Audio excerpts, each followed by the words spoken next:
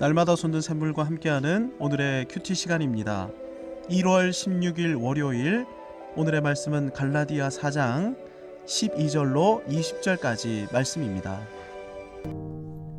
형제들아, 내가 너희와 같이 되었은즉 너희도 나와 같이 되기를 구하노라. 너희가 내게 해롭게 하지 아니하였느니라. 내가 처음에 육체의 약함으로 말미암아 너희에게 복음을 전한 것을 너희가 아는 바라. 너희를 시험하는 것이 내 육체에 있으되 이것을 너희가 업신여기지도 아니하며 버리지도 아니하고 오직 나를 하나님의 천사와 같이 또는 그리스도 예수와 같이 영접하였도다. 너희의 복이 지금 어디 있느냐? 내가 너희에게 증언하노니 너희가 하수만 있었더라면 너희의 눈이라도 빼어 나에게 주었으리라. 그런즉 내가 너희에게 참된 말을 함으로 원수가 되었느냐? 그들이 너희에게 대하여 열심 내는 것은 좋은 뜻이 아니요 오직 너희를 이간시켜 너희로 그들에게 대하여 열심을 내게 하려 함이라. 좋은 일에 대하여 열심으로 사모함을 받음은 내가 너희를 대하였을 때뿐 아니라 언제든지 좋으니라. 나의 자녀들아, 너희 속에 그리스도의 형상을 이루기까지 다시 너희를 위하여 해산하는 수고를 하노니 내가 이제라도 너희와 함께 있어 내 언성을 높이려 함은 너희에 대하여 의혹이 있음이라. 인간은 죄인이고 그래서 아무도 하나님의 영광에 이르지 못합니다. 선행이나 업적, 성취나 공로로 의롭다 하심을 얻을 육체가 한 사람도 없는 것입니다. 인간 안에, 인간 세상 안에는 구원의 가능성이 전무한 것이죠. 인간 안에, 인간 세상 안에 구원의 가능성이 전무하다. 참으로 절망적인 사실이 아닐 수 없는데요.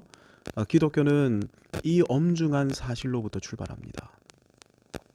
인간 스스로나 인간 세상 안에 가능성이 없음을 알게 되었기에 그때부터 눈을 들어 하늘을 바라보며 인간 외부로부터, 인간 세상 외부로부터 인간을 구원할 구원자를 갈망하게 되는 것이죠.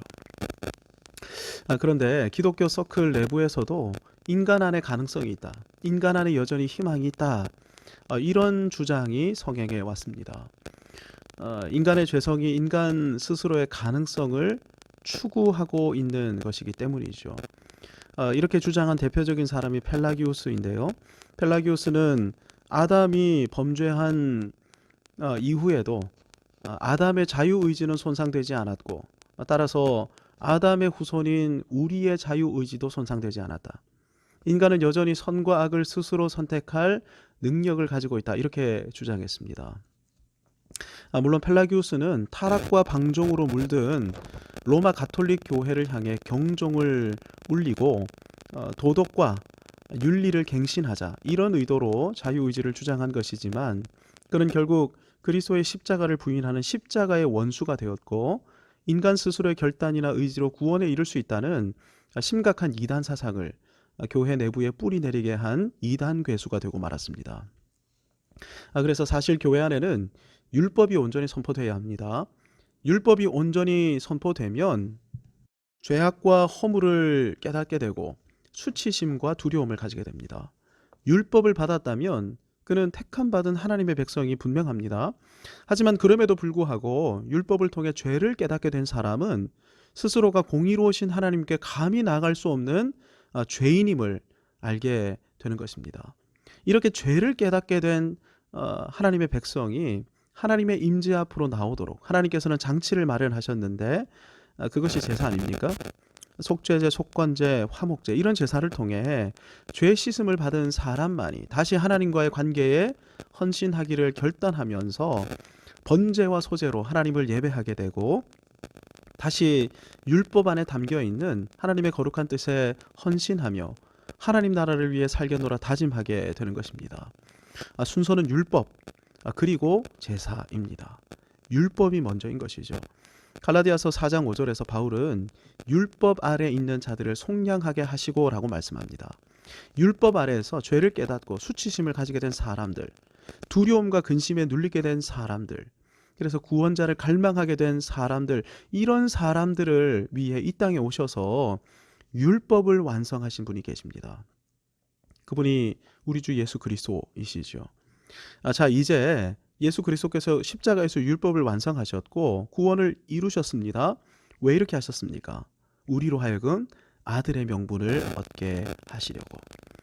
예수님을 믿고 구원받은 사람은 그래서 더 이상 종이 아닙니다. 그는 아버지의 나라를 유업으로 이어받게 된 아들이죠.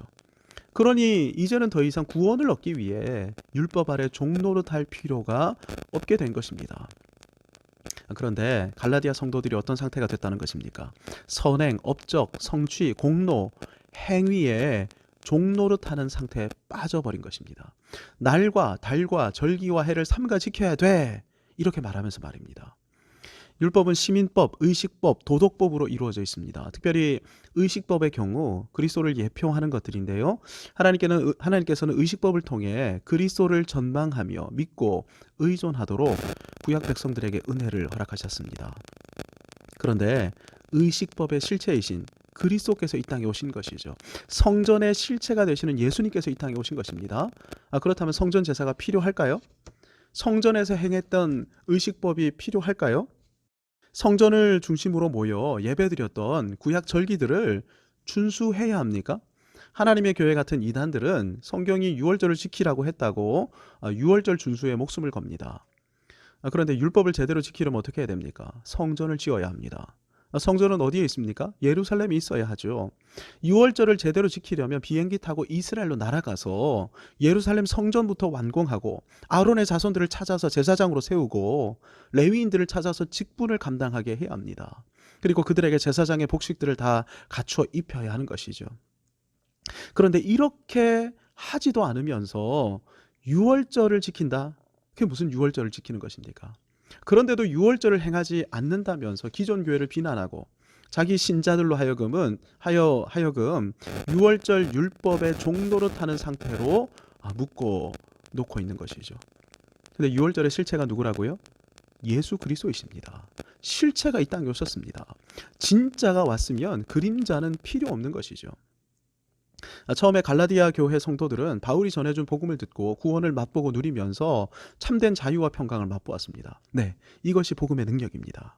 그래서 그들은 자신들에게 복음을 증거해준 바울에게 눈이라도 빼어주려고 했던 것이죠. 아마 갈라디아 교회에서 사역할 당시 바울에게는 눈병이 있었던 것 같습니다. 자기들에게 복음으로 말미암는 구원을 증거해준 사도 바울. 그러니 갈라디아 성도들은 무척이나 바울을 사랑하고 존경했던 것이죠.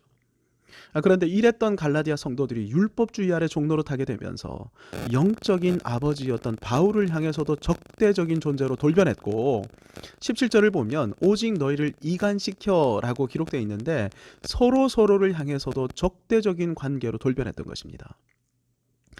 그러니까 율법주의에 빠져들게 되면 어떻게 됩니까? 저 사람은 왜 이걸 안 하지? 이 사람은 왜 저걸 안 하지? 이렇게 되고 마는 것입니다. 자기도 종이 되는 것은 물론이거니와 남도 종이 되도록 만드는 것이죠.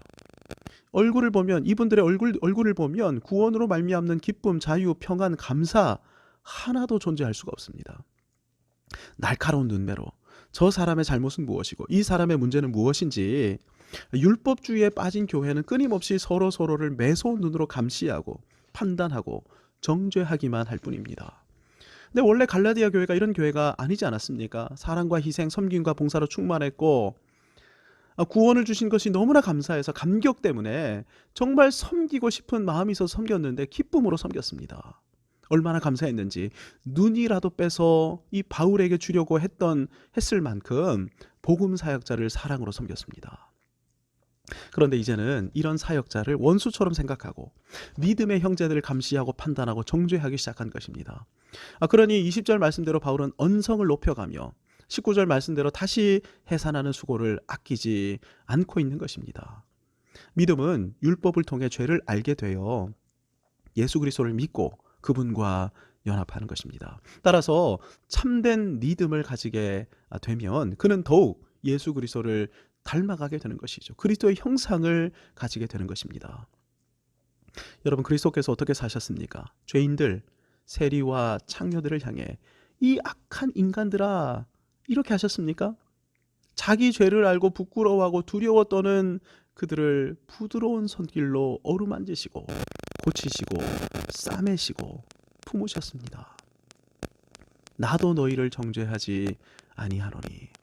이미 정죄 의식 가운데 있는 사람에게는 정죄가 필요한 것이 아니고 윽박이 필요한 것이 아닙니다. 사랑과 용서, 섬김과 희생이 필요할 따름이죠.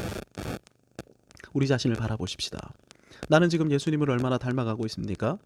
신앙생활은 하는데 혹시 예수님과 점점 더 멀어지고 있지는 않습니까? 혹시 판단하고 정죄하고 비방하고 그렇게 하면서 살고 있지는 않습니까? 험담을 즐기고 있지는 않습니까? 그렇다면 엎드리십시다. 다시금 나를 위해 십자가를 지신 주님 앞으로 나가십시다. 그 사랑 날 위해 죽으신, 날 위해 다시 사신 예수 그리스도, 날 위해 죽으시고 날 위해 부활하신 주님, 그 사랑을 기억하면서 그 사랑을 나도 나타내겠습니다. 이렇게 결단하십시다. 이 아침에 주신 말씀 붙들고 함께 기도함으로 은혜의 보좌로 나아가겠습니다. 하늘에 계신 우리 아버지, 아버지의 이름을 거룩하게 하시며 아버지의 나라가 오게 하시며 아버지의 뜻이 하늘에서와 같이 땅에서도 이루어지게 하소서.